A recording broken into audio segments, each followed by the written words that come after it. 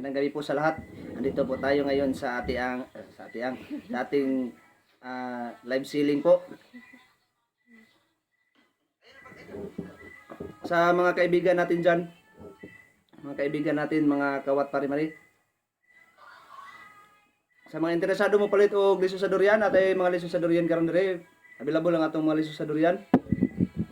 Ay tag paano siya? Tag 10.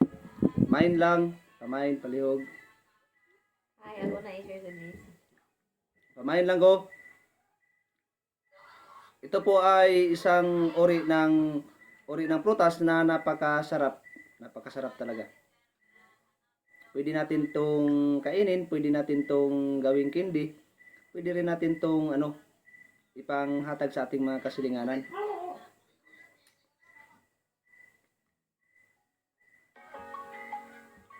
Ito ay may tunog-tunog sa kilid. Kain mo na, tatay.